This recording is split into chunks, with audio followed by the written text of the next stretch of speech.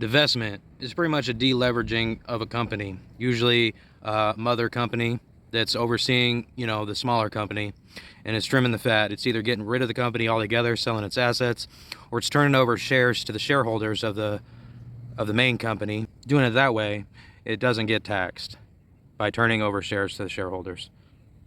But at the same time, if it's a zombie company, who really wants the shares?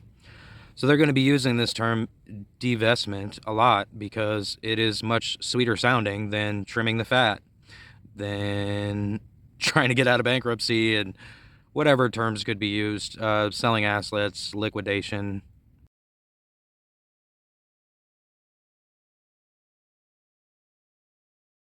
So there's going to be a lot of opportunity in this divestment cycle.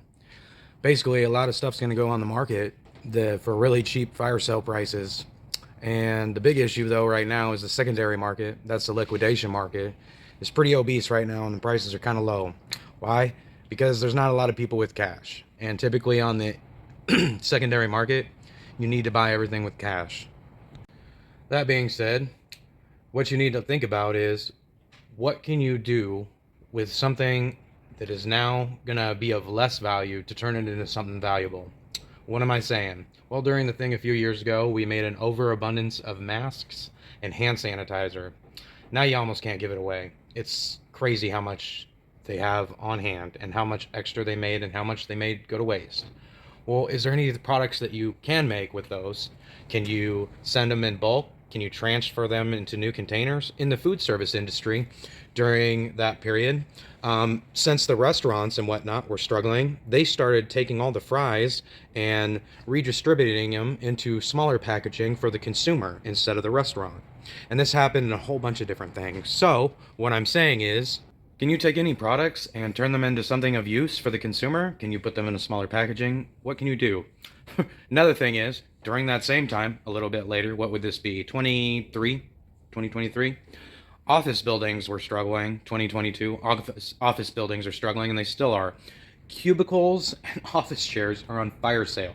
Desks, you almost can't give them away. I watched them sit on free for a while, and eventually they have to pay somebody to haul them off. Sometimes you can take them on the bigger... Sorry, we had a delivery. So what am I saying? So for instance, can an office chair be turned into a gaming chair? Can you put a new skin on it? All the hardware's there. Metal's getting expensive, and so is fabrication.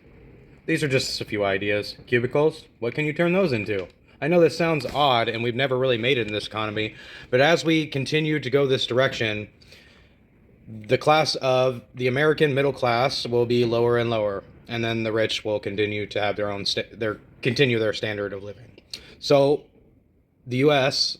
and will be looking more and more like other countries where they have like open markets and things like that. I said in another video, we're coming to a more of a localization economy due to these cell phones, due to internet. Once we have drone delivery fully working, then it will be really, we have 3D printing. You could basically order on demand.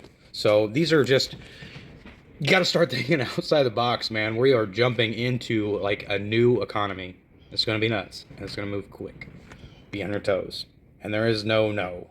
There is no, I can't do that. There's none of that. Like, it's all doable. You can do it.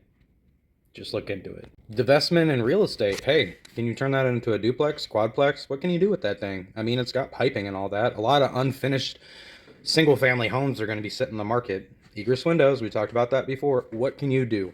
Use your noggin. Here we go. All great ideas come from above. We are supposed to be the first and not the last. Leaders, not followers. I'm just saying, like, all of the great ideas sound crazy and weird until that one guy, starts selling trash and becomes a millionaire. Those are real deals. Look it up. In the long run, tariffs are going to uphold the government. It's going to keep it stable, but it's going to take a very long time to create infrastructure and whatnot to get in manufacturing here. And if I was not an integral man and was only focused on profits, I would use robotics to the fullest extent as I could. So if you think that jobs are going to just be flowing and gushing, they're not. We've dug ourselves into a really deep hole. Now, there is stuff that has been passed that doesn't allow for full robotics at this point, but it allows a lot.